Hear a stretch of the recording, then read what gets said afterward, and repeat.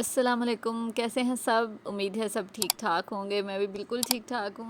सुबह हमने early morning निकलना था और ये रात का वक़्त था जब मैं पैकिंग कर रही थी। मुबीन ने भी मुझे शाम में बताया कि जी हमने सुबह जाना है। भला इतने शॉर्ट नोटिस पे कौन कहता है कि जाना है? लड़कों ने तो आराम से कह देना होता है कि चलो पैकिंग कर लो, सुबह जाना है। ये नहीं पता कि पैकिंग कितनी मुश्किल है। ख़ास तौर पे जब सर्दियों का सारा सामान रख दिया हो पैक करके, उनको सबको अनपैक करना पड़ता है। मैंने भी सबसे पहले फिर सारे जो बैग्स वगैरह कपड़ों वाले पैक करके रखे हुए थे सारे बाहर निकाले और फिर मैंने मोहम्मद के जो कपड़े थे उसके ज़ाहिर है उससे कुछ छोटे भी हो गए होंगे, तो मैंने जो छोटे थे वो सारे मैं एक साइड पे रखती गई और जो मुझे लग रहा था कि यही से पूरे आ जाएंगे वो मैंने फिर एक तरफ कर लिए। मैं फ़र्स्ट टाइम जा रही थी और मुझे ये नहीं पता था कि जाना किस इलाके में है, ताकि मैं उस हिसाब से कपड़े रखूँ। तो जब मैं पूछ रही थी कि जी हाँ जी कहाँ जाना है, क्या मौसम होना है, तो बस मुबीन की एक ही बात थी, तुम सब कुछ रख लो, गर्मियों का रख लो, सर्दियों का रख लो।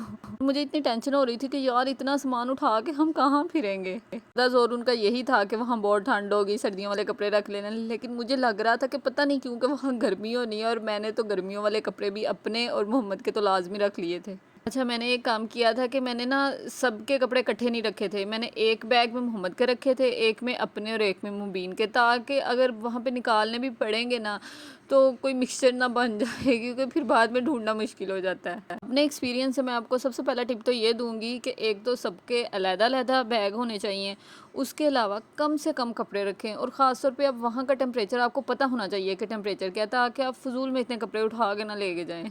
अच्छा, फर्स्ट टाइम जो मिस्टेक्स हो जाती हैं ना बंदे से, तो वो अगली दफ़ा बड़ी काम आएँगी। अब नेक्स्ट टाइम हमने जब जाना होगा ना तो हमें पता होगा कि लास्ट टाइम ये किया था वो ठीक नहीं था, हमने ऐसे करना है।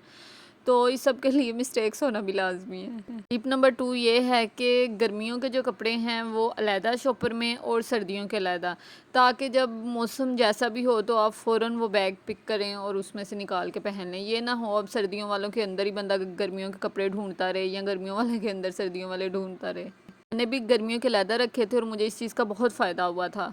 प्रॉपर मैंने शूज़ का बना लिया था, उसमें अपने और मुबीन के शूज़ रख लिए थे। एक बैग में मैंने विंटर स्टफ़ जो ग्लव्स, कैप्स इस तरह की चीज़ें रख ली थी। हालाँकि वहाँ हमें ज़रूरत नहीं पेश आई, लेकिन मुबीन कह रहा था कि रख हर चीज़ लो क्योंकि हमें नहीं पता कि वहाँ टेम्परेचर क्या है।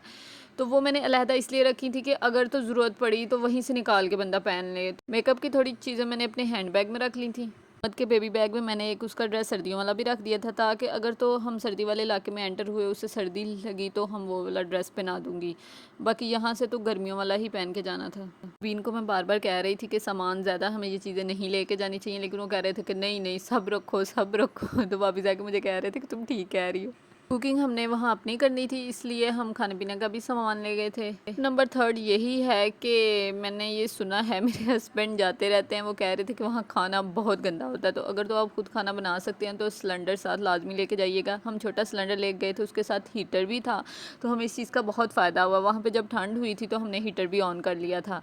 अलावा मैंने सुबह टाइम उठ के मोहम्मद के लिए कस्टर्ड बना लिया था और अपने लिए चावल बना लिए थे, क्योंकि सफ़र बहुत लंबा था, ताकि हम रास्ते में खाते रहें। और टिप नंबर 4 भी यही है कि आप अपने लिए खाना लाजमी बना के जाएं। और एक कूलर, जैसे कि आपको सामने कूलर नज़र आ रहा है, इसके अंदर हमने बर्फ़ डाल के तो अंदर खाना रख दिया था और वो हमारा खाना बिल्कुल ठीक वहाँ पहुँचा था। और वहाँ पर तो इतनी ठंड होती है कि फ्रिज वगैरह की वैसे भी ज़रूरत नहीं होती। और अगर आपका बच्चा छोटा है तो आप इसके अंदर उसका फ़ीडर वगैरह भी रख सकते हैं, क्योंकि मोहम्मद तो दूध पीता नहीं है अभी, तो इसलिए हमें उसके दूध की कोई टेंशन नहीं थी। हमें बस ये था उसका कस्टर्ड सही सलामत पहुंच जाए, और वो अल्लाह का शुक्र है सही पहुंच गया था। इतने सुकून में ये नज़र आ रहा है ना कि सामने बैठा हुआ है काट में, ये इतने सुकून में बिल्कुल नहीं गया था। थोड़े से रास्ते बाद सुकून में बैठा, उसके बाद फिर वही उछल कूद इसकी शुरू हो गई थी।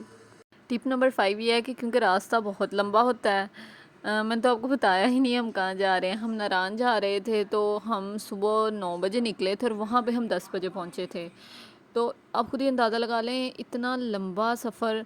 हमने बीच में स्टे नहीं किया था कहीं, मतलब कि 10-15 मिनट के अलावा हम कहीं नहीं रुके थे, जिसका नुकसान ये हुआ था कि गाड़ी से उतरते सार मेरी तबीयत ख़राब हो गई थी। अच्छा जी, मैंने आपको बताया ही नहीं कि बिस्किट और लेज़ वगैरह भी आप साथ रख सकते हैं, ताकि आपको जब चाहे भूख लगे और आपका दिल करे तो आप वो खा लें। अलावा और भी कुछ ज़रूरत की चीज़ें, जैसे कि साबुन, टूथब्रश, पेस्ट वगैरह।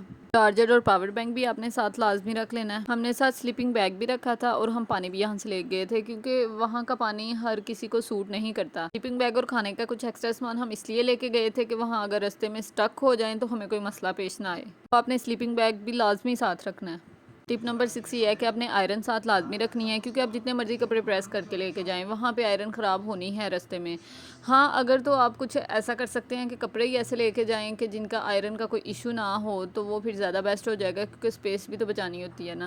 एक और इम्पॉर्टेंट चीज़, गर्म पानी वाला रोड जोन्स है ना, वो आपने साथ लाजमी रख लेना। वहाँ होटल में गर्म पानी तो होता है, लेकिन आप छोटा रोड रख लें। अगर आपका बेबी दूध वगैरह पीता है या आपको गर्म पानी करना पड़ जाता है, तो आप इजीली कर सकते हैं। आपको आज की वीडियो अच्छी लगी हो तो वीडियो को लाइक, शेयर और कमेंट लाजमी कीजिएगा। चैनल को भी सब्सक्राइब कीजिएगा।